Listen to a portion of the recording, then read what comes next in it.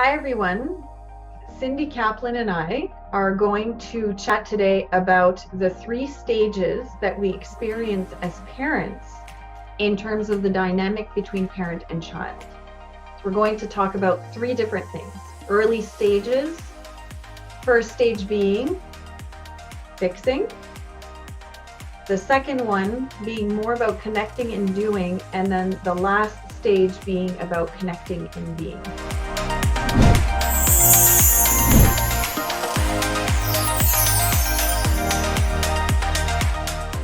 So Cindy, why don't we start with a conversation about those early stages when we begin our journey as parents to differently abled children? Yeah, perfect. In the fixing department. Yes.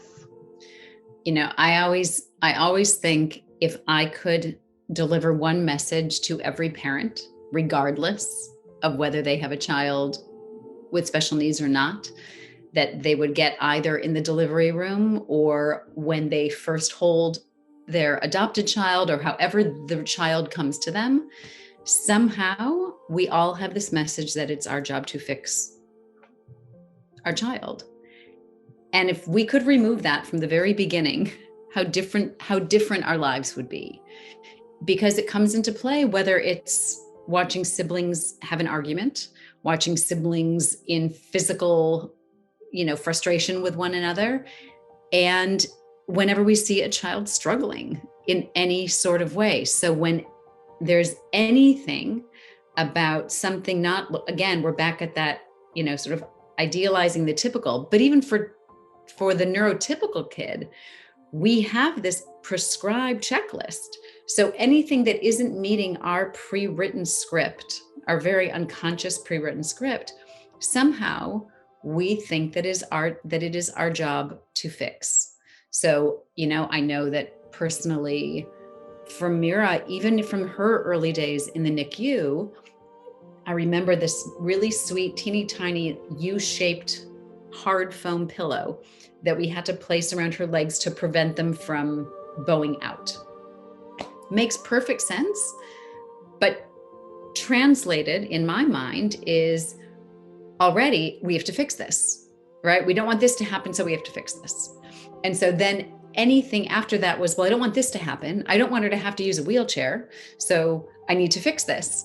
And I don't want her to have seizures, so we have to fix this. And I don't want her to have to take medicine, so we need to fix this.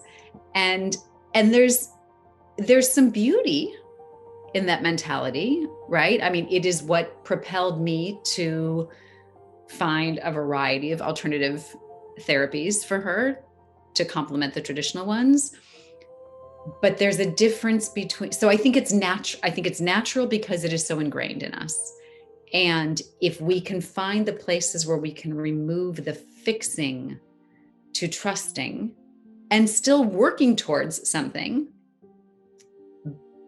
but less about fixing it ends up being about fixing our fears. Right. Such an important thing to raise, because we're so enmeshed with our children's experience. Yeah. And so all our fears come up, all our insecurities come up. Then we start thinking about the future. What's going to happen when they go to school? What's going to happen when, what if somebody laughs at them? Or what if, we start thinking of all the what ifs. Right. And naturally, from the beginning, we're kind of set on this path where we're kind of told that our children are flawed. We're told that they're not going to have a neurotypical life, or as though normal was a good thing, as though that was the only way, right? Yeah. And then they start to tell us of the hardship that we're going to experience, but they make it sound like there's nothing positive about the road ahead. So it's almost like we're kind of influenced in a way to go towards that fixing mentality. Very much so. And then not to mention the trajectory that our children are sent on right from the start to go into therapy that is based in their limitations, not so much looking at the possibilities. So it's almost like unless we become aware and conscious of this fixing mentality and on the influence of our environment on this pressure to fix, the expectation to fix, unless we awaken to that, then we're just going to continue that cycle with our children, right? Right. And I think, yes, absolutely. And I think what's really important, because I'm afraid that people will hear us and think we're not supposed to do therapy with our kids. We're not like, how do we not do these things? And I think it has to do with the way that we think about fixing, but it also doesn't mean that we don't do therapies with them. So if we can, I think as you know, you were echoing or saying as well, like this, the fixing, a lot of it has to do with us and our own fears and this preventative, like, how do we avoid this? But I think it doesn't mean that I don't work on Mira's strength. And it doesn't mean that I don't work on her range of motion, or it doesn't mean that we stop helping our kids gain skills. But if we step out of the need to fix, which almost feels like it's just an outward layer that's so easy to fall into. And if we just go a little deeper and slow down and piece out more individual things, that it becomes less, how do I say, it becomes less about fixing and more about, I want to help my child get stronger in this area, or I want to keep range of motion versus I need to fix that. And that's the same if we look at even our more neurotypical kids. Instead of thinking, I want to fix their grades, or I want to fix, instead of I want to fix that, or I want to fix them because they don't know how to express their anger properly.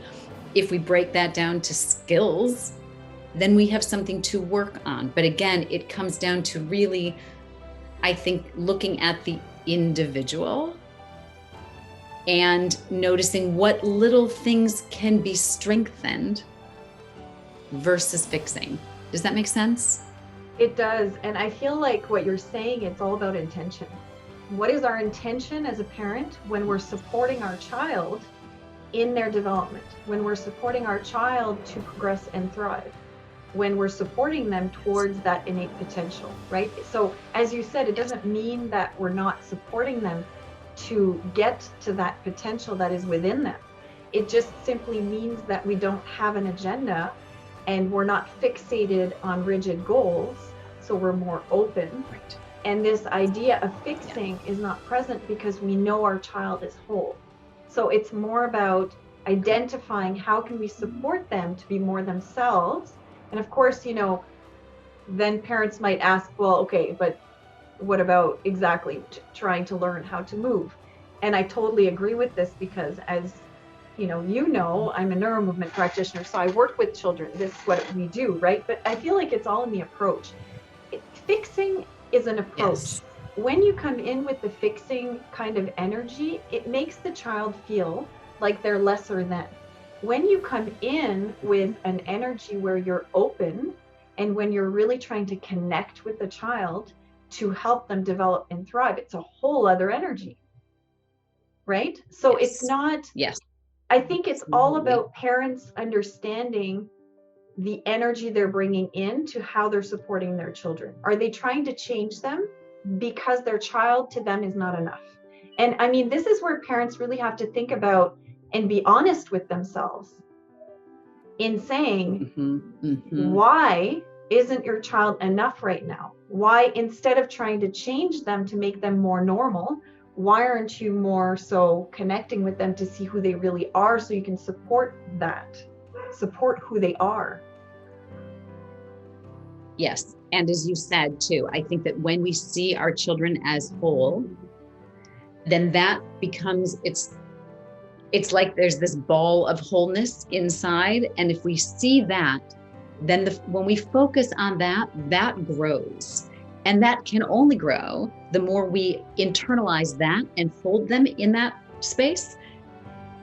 And then, the other things can be worked with and can be not fixed, but strengthened in whatever way is meant to be for that child, right? We can still push them forward, but it's also dropping away from an outcome.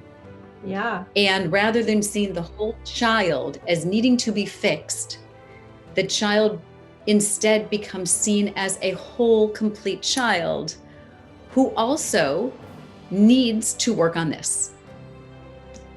Right. It's like, when you're talking, and we were talking about earlier this idea of being obsessed with the neurotypical, but it's more about shifting our mindset to think about we're going to focus on the individual. So we're still helping that child and supporting them on their path, but it's like a dance between parent and child where we're looking for what those strengths are. We're looking for what those abilities are. We're trying to find something where we're working together and creating a lot of play around it so that it's fun, making learning fun for the child, right? There's all of these different pieces that come into that. Yes. And it's just a totally different approach to supporting our child without having this obsession with the idealizing the typical. Because the typical, our children are unique and beautiful and individual. In fact, every single human being, every single child is unique and individual. And so we should be treating them that way. We should be supporting them that way, right? Yeah. Yes. And thinking about the parents, right? If we can see our children as unique and individual, literally every single child, then we can also begin to see ourselves this way. And the ripple effect in that, in being able to see how, when we can see ourselves that way, how that plays into our ability to care for ourselves, how we enter self-care, how we are able to relieve ourselves from being, as we'll talk about and maybe have already mentioned, this warrior part, like how we find the ease within that, how we surrender, how we can be okay with giving and nourishing ourselves. I think it really is in that same vein of really seeing ourselves as unique individual beings with our own purpose and gifts to share as our kids. The more I think about that, and the more I think about just if we could all embrace our children this way, like life would be so different. There's no one to compare our kids to when we see them that way. There's no one to compare ourselves to when we can see ourselves that way. And this is freedom, right? Absolutely. This is it. This is the freedom to finally be who we are, finally take the masks off. It's almost like our kids show us that doorway to, this is the path to taking off the masks, to being yourself. And the more we can accept ourselves and become more in tune with who we are, the more we start to see our children and then really want to encourage our children to be the same, to be who they are. Absolutely. Right? Absolutely. So you touched on warrior parent. I think we should talk about that a little bit, because in some ways it's very much interconnected with that phase of connecting and doing. There comes a time where we become empowered and we start to learn and educate ourselves about all kinds of things.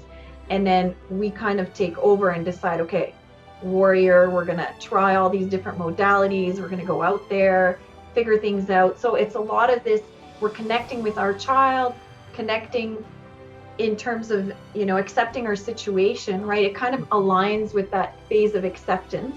Yeah. But then we're connecting and doing, like we're bringing our child to all these things and watching how they're reacting and trying all kinds of new things, right? So this is kind of that warrior phase. What are your feelings about that phase? So, I think it's a necessary step for many of us to go through. I think it's a harmful one to stay in. But I think just like, when it's raining, mm-hmm. we know not to fight the rain. We know we accept that it's raining, we put on a rain jacket.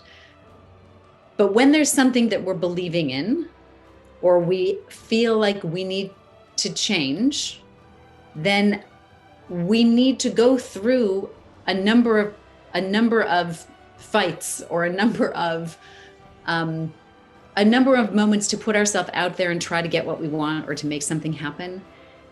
And then at some point when we feel we have given our all, then we can accept the as is, and then we enter the space of creativity.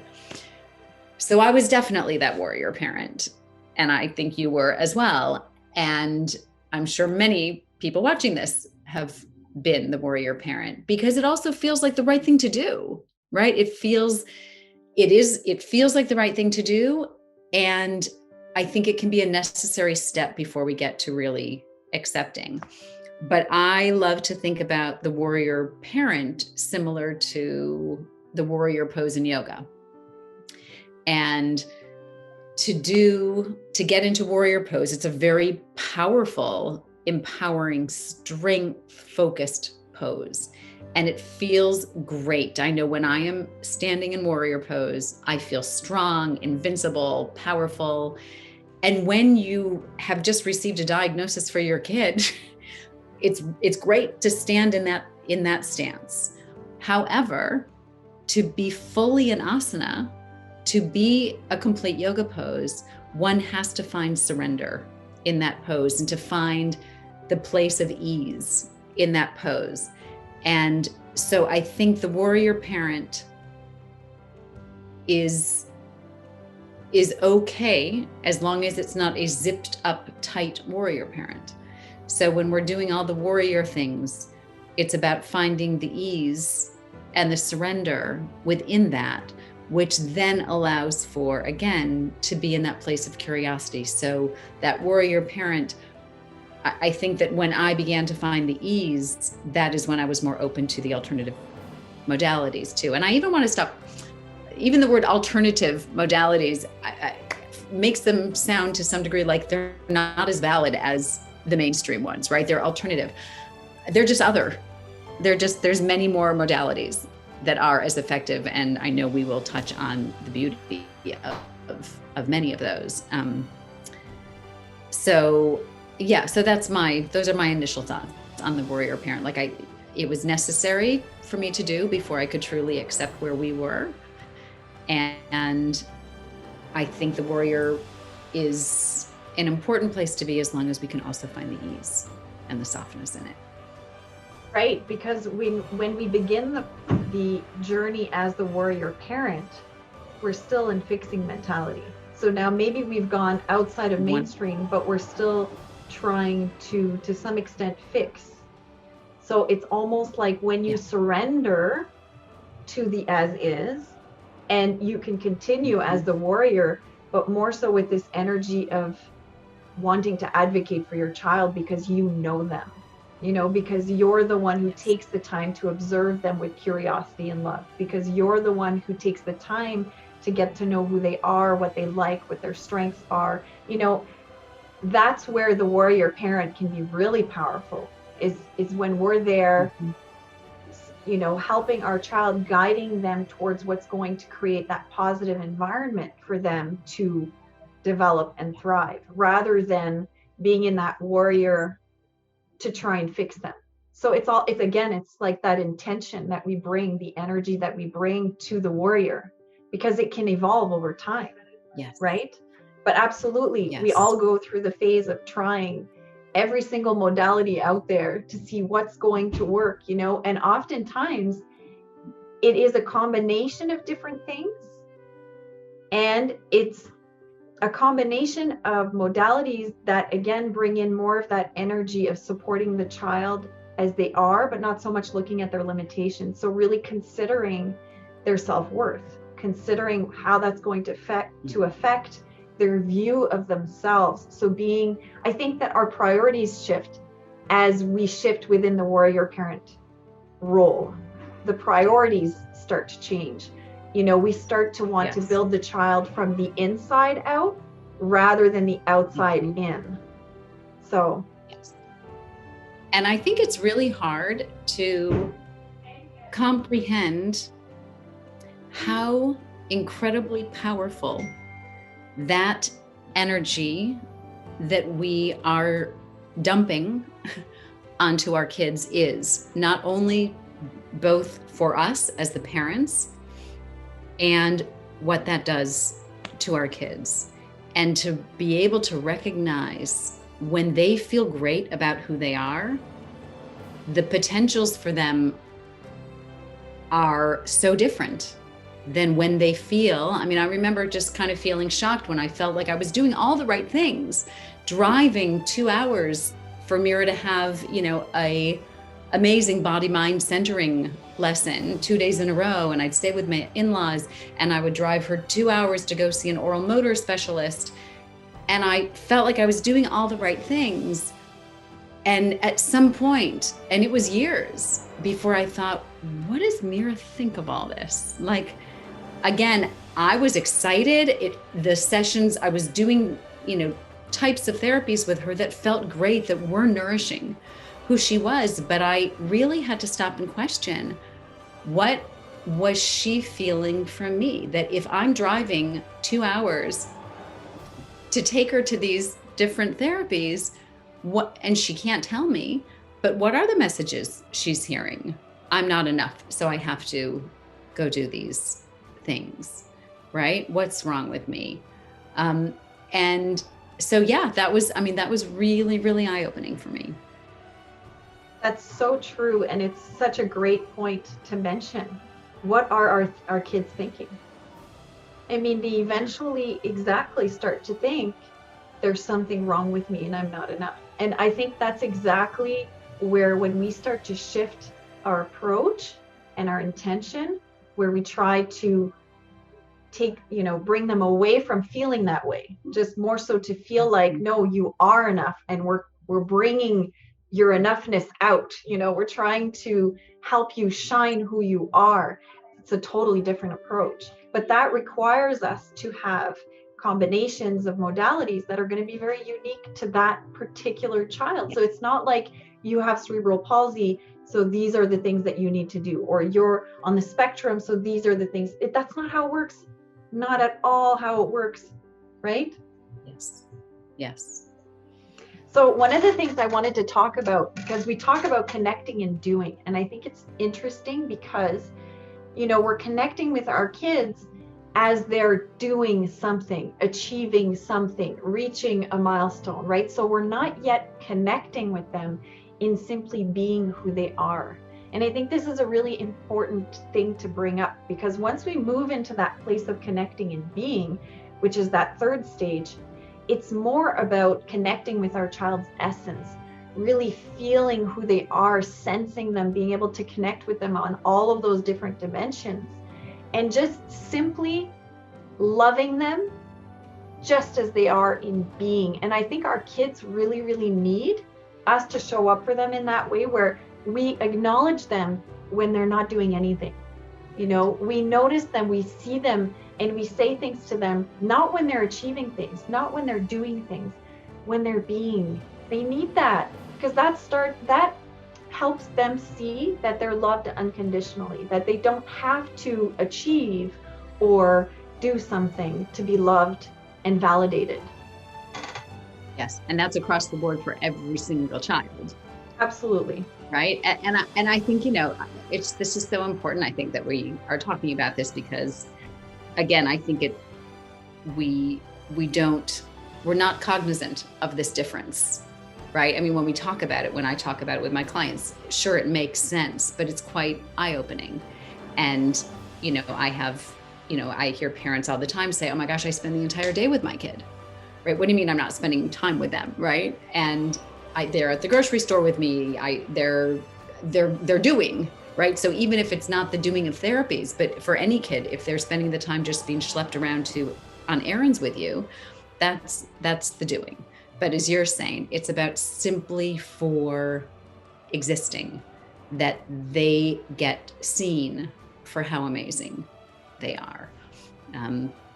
And again, I think this goes right back to us as parents too, right? We often only see ourselves in the doing, and we don't see ourselves and validate ourselves or appreciate ourselves in the being. Right. Most of us don't feel like we're enough in being. It's like, what do you mean being? I should be doing all of these things. We don't even accept ourselves in being. So how can we possibly love and accept our children in being if we can't even do that for ourselves? Yes. And similar to the world that we enter, world that our kids enter in the not enough or the brokenness. Every time we go to the doctor, I keep thinking of relatives' phone calls, again, from the most lovely place of love and intention, were questions so often: how's Mira progressing?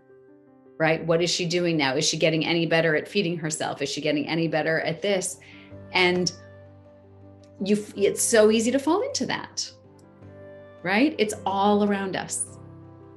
So it takes some inner strength and real ability to honor that difference and to step into that place of being. And, I'll just share one of my favorite things that I think illustrates this is, and I bet you have this with your daughter too, and many of you probably experience this with your own kids. When I think about the number of sitters who we've had over the last almost 20 years, and I get text messages or used to get phone calls where they would say, I need to see Mira. Like, I'm missing my time. I need to spend some time with her.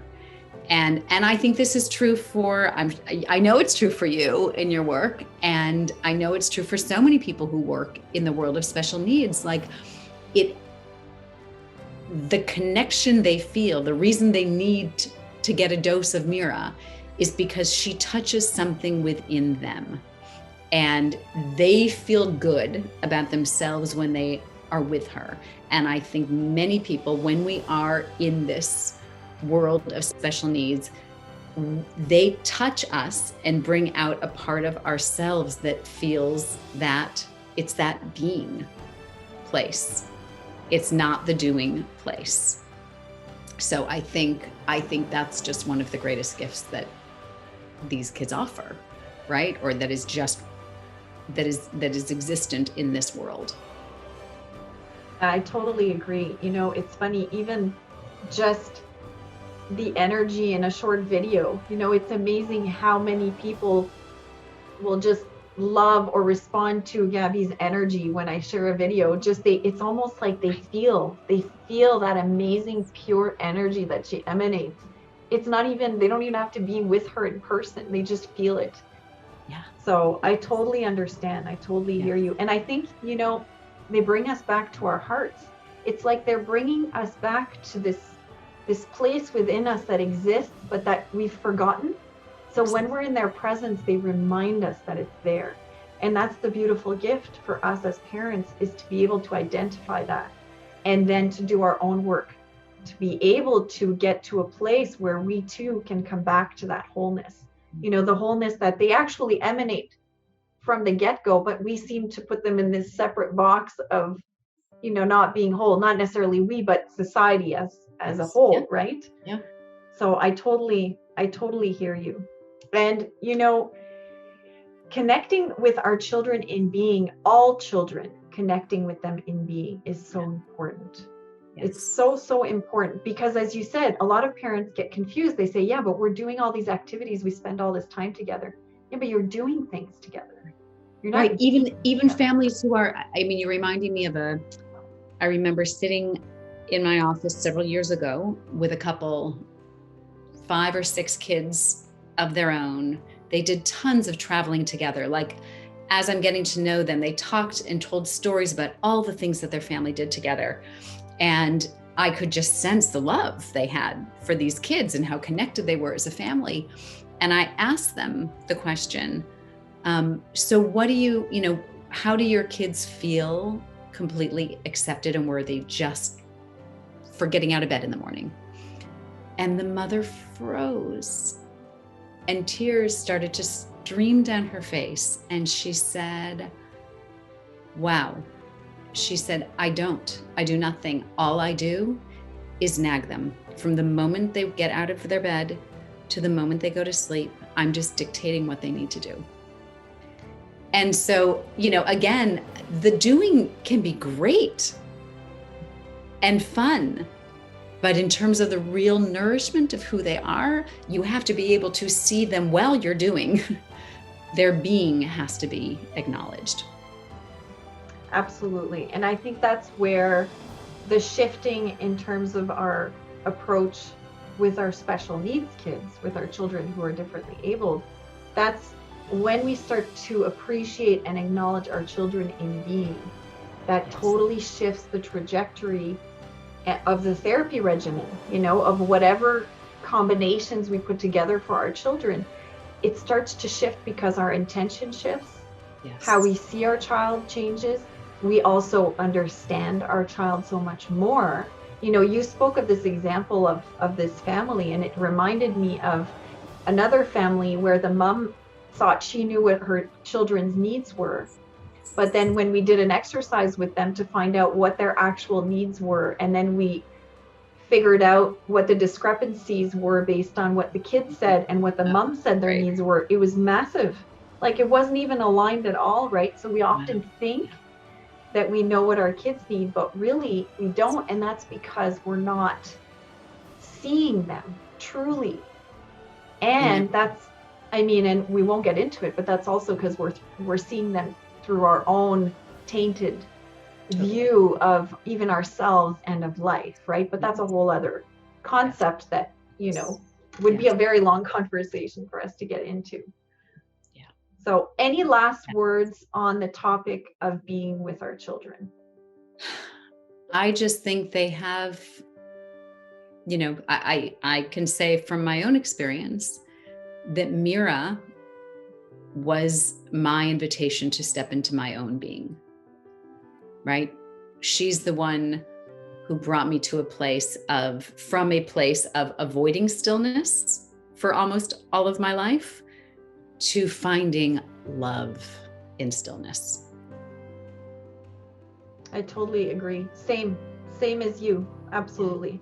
I think this is the thing, is when we open our eyes to the gift in this experience with our children, and we start to understand what they're here to teach us. They teach us how to support them. They actually teach us Totally how to show up for them, right? But they show us through these very difficult, challenging phases where we have to face our pain. Yes. Right? Yes. We have to do the work. Yes. And then we eventually come to this place that's absolutely magnificent, where they're already living, right? Totally in their heart. And I think that's where we come to this space of embracing, like we said, embracing this life, embracing our child, embracing, what is. And then at the same time, having that capacity to connect with our child and ourselves in being. Yes. So completely interconnected. Yeah. I love talking about this with you. I know, it's so great. Okay, so let's end this conversation today. And then next time we'll start getting into some other topics that might interest the group. And maybe actually we could ask the group who are watching to even put some comments down to let us know if they have questions. We can always respond to some questions based on what we're saying, because I'm sure that might come up. Right.